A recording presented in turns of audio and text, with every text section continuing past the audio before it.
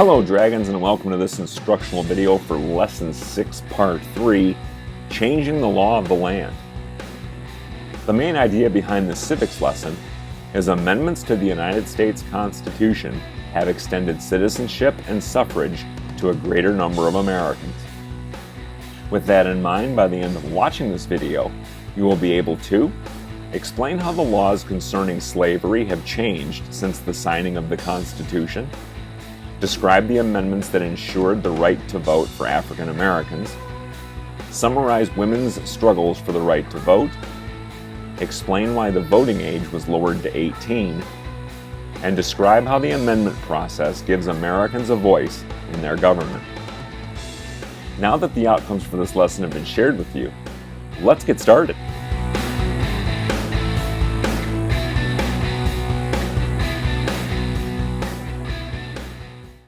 Since the Bill of Rights became part of the Constitution, 17 other amendments have been added.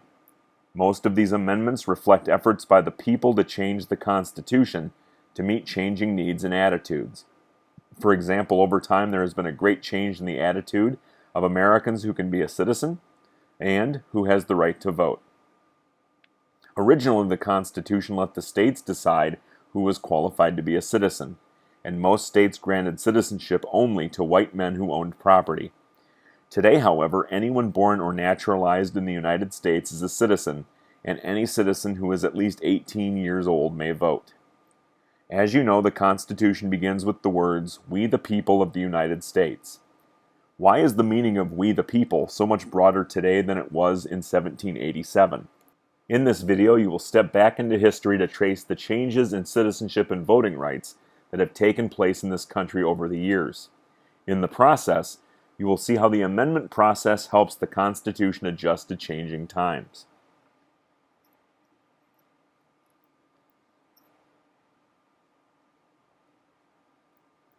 Among the people denied citizenship from the beginning were enslaved African Americans. Why did a country founded in the name of freedom permit slavery? Why was slavery eventually abolished by an amendment to the Constitution? The answers involve looking at the history of slavery in our nation. You may recall from Lesson 6 that the Constitutional Convention probably would have failed without a compromise on slavery. Southerners believed that their farming economy would collapse without slave labor. To ensure that both the northern and southern states would ratify the Constitution, the framers avoided making a decision on whether to abolish slavery. Nowhere in the Constitution is the word slavery even mentioned. To avoid angering the southern states, the framers even tried to make slavery seem acceptable. They agreed that slaves could be counted as part of a state's population, and that runaway slaves had to be returned to their owners. However, neither the northern nor southern states were completely satisfied by the compromises at the convention. Many Americans wondered whether a nation so divided over slavery could survive. As new states joined the nation during the early 1800s, the North and the South competed for power in Congress.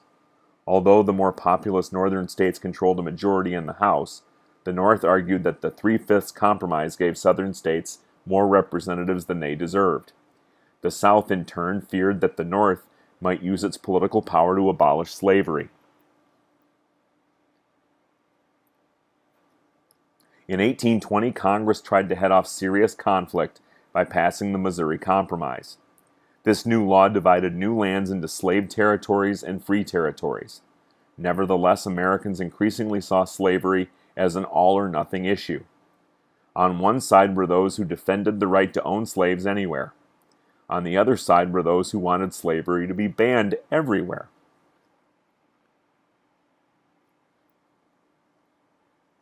Since further efforts at compromise seemed hopeless, Congress later tried the principle of squatter sovereignty, allowing settlers in each territory to vote on whether to allow slavery there.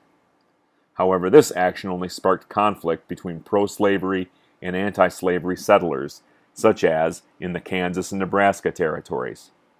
The violence that existed in Bleeding Kansas appalled most Americans.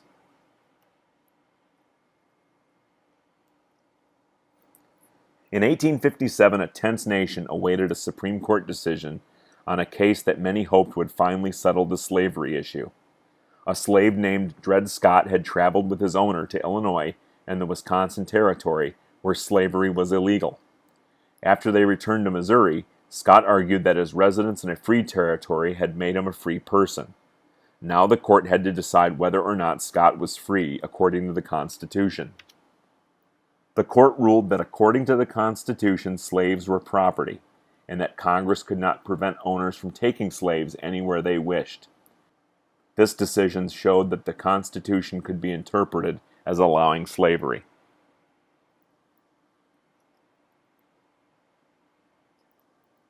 Although the defenders of slavery rejoiced at the Dred Scott decision, many Americans feared for the nation. In 1858, Abraham Lincoln warned, "I believe this government cannot endure permanently half slave and half free. It will become all one thing or all the other." Lincoln's warning proved true, but only after the Civil War took the lives of over 600,000 Americans.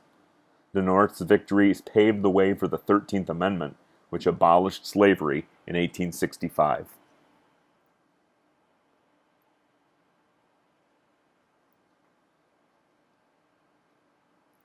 Although the Constitution now banned slavery, the struggle for citizenship and voting rights for African Americans had only begun.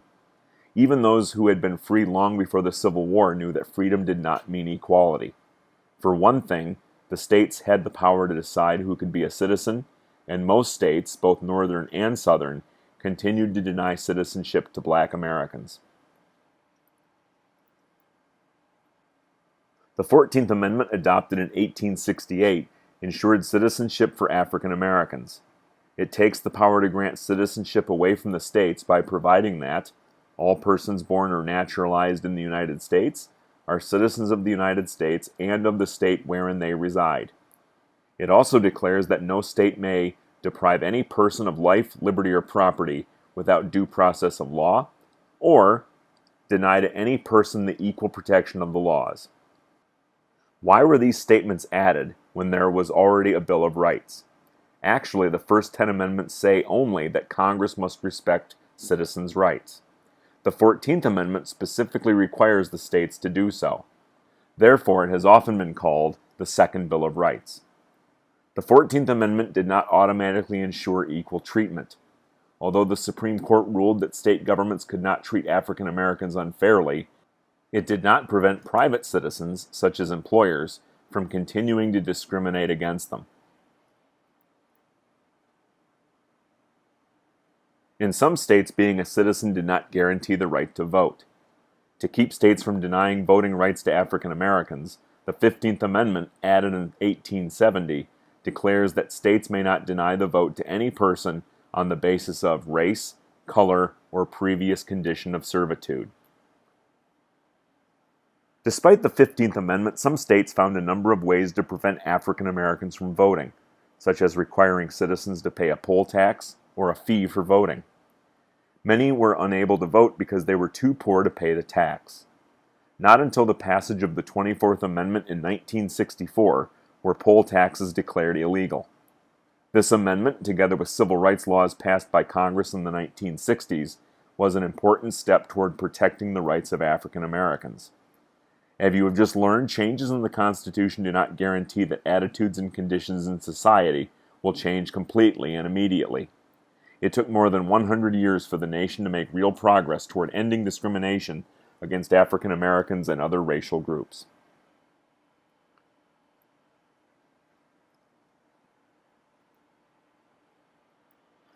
African Americans were not the only group left out of We the People in 1787.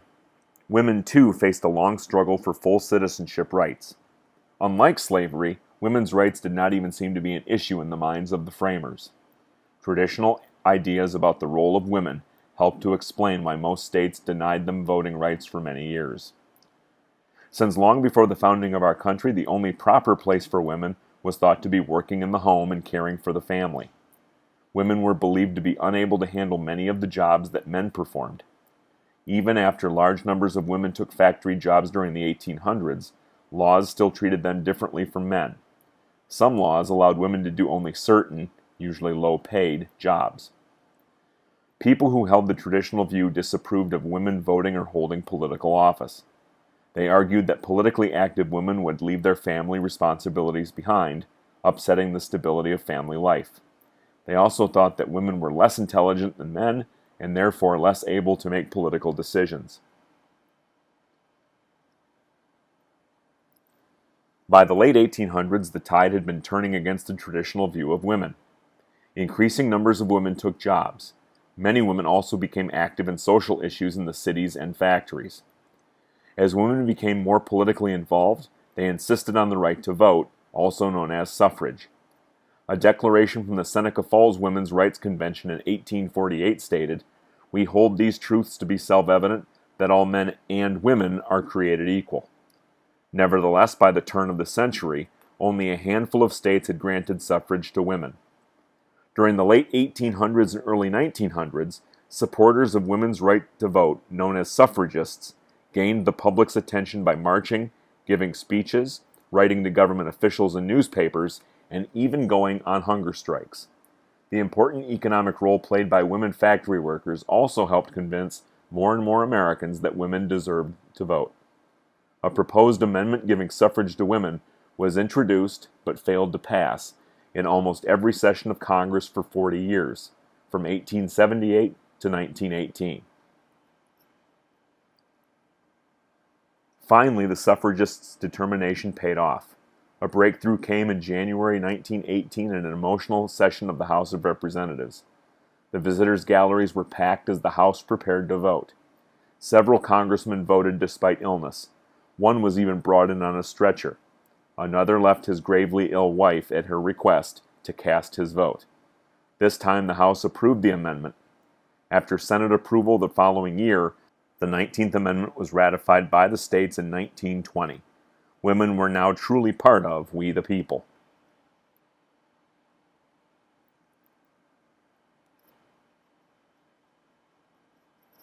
The most recent voting rights amendment lowered the voting age to 18. From colonial times through the middle of the 20th century, the voting age was 21.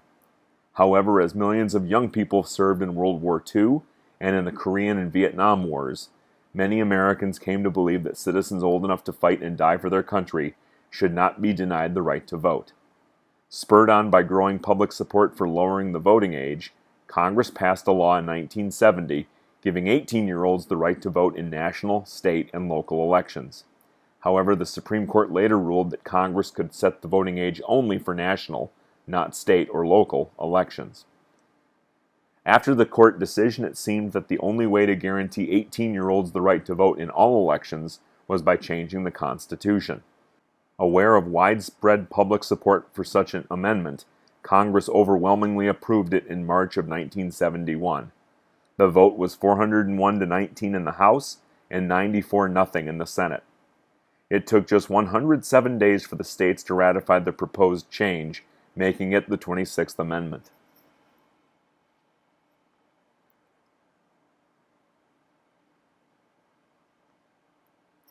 The voting rights amendments illustrate that the Constitution can be changed in response to new attitudes and conditions in society.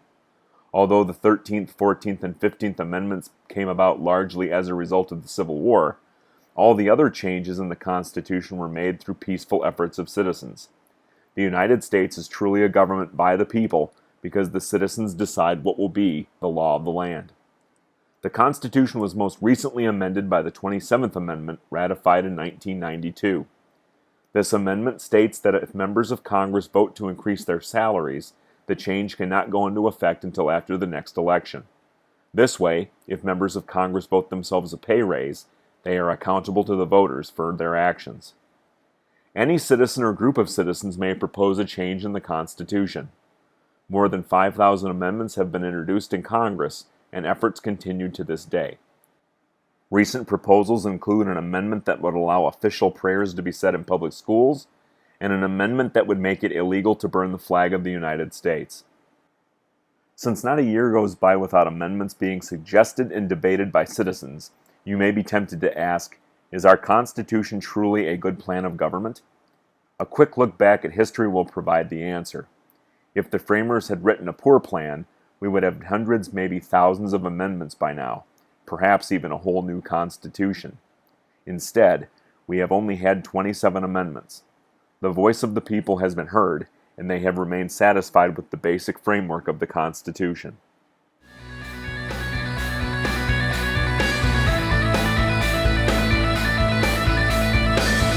So that's the way it is with Lesson 6, Part 3, Changing the Law of the Land. At this point, you should know that the Constitution did not define citizenship, giving the states the power to determine who was a citizen and who had the right to vote. And since the mid-1800s, 6 amendments have extended the right to vote to African Americans, women, and citizens over the age of 18. Don't forget to subscribe to my channel and have the entire catalog of civics videos available at your fingertips. Click the subscribe button and then click the follow bell to receive notifications as to when the channel is updated. Thanks for watching, and I'll catch you in class, Dragons.